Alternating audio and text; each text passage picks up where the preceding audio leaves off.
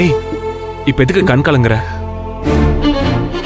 அம்மா என்ன எப்படி வளர்த்தாங்களோ அப்படிதாங்க கோகிலாவையும் வளர்த்தாங்க. அவ கொஞ்சம் சுயநலம் தான். பாக்குற பொருளுக்கெல்லாம் ஆசைப்படுவா. நாங்களும் அவளுக்கு ஏத்த மாதிரி எல்லாத்தையும் விட்டு கொடுப்போம். ஆனா அவ என்னைக்குமே எங்களை இலக்காரமாவோ இன்சல்ட் பண்ற மாதிரி பேசினது கிடையாது. இன்னைக்கு அவ பேசினதெல்லாம் நீங்க கேட்டிருக்கணும். நிச்சயமா உங்களால அதை தாங்கிக்கவே முடியாது. இல்ல மகா, நானும் அவளை கவனிச்சுக்கிட்டு தான் இருக்கேன். அவளுக்குள்ள நிறைய மாற்றம் வந்துருச்சு.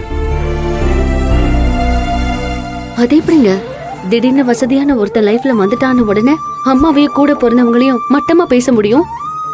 இவ்ளோ நாளா நாங்க அவளை வளர்த்தது, படிக்க வச்சது, பாசம் காட்டினது, இதுக்கெல்லாம் அர்த்தமே இல்லையா?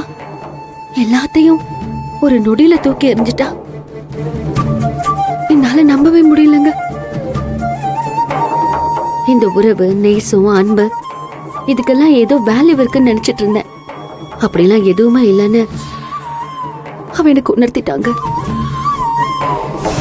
மகா, எனக்கு என்ன பயமா இருக்குன்னா, நாளைக்கு ஒருவேளை அரவிந்த் கெட்டவன்னு தெரிஞ்சா கூட பரவாயில்ல, நான் அவனைதான் கல்யாணம் பண்ணிக்குவேன்னு சொல்லிடுவாளோன்னு எனக்கு தோணுது. விடிஞ்சா கல்யாணம், தாலி கட்டுறதுக்கு முன்னாடியே எப்படின்னா தாலி கட்டினதுக்கு அப்புறம் கோகிலா எப்படி நடந்துப்பா, அரவிந்த் எப்படி நடந்துப்பான்,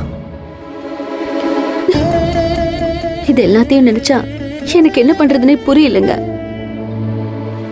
ஏதோ ஒரு காரணத்துக்காக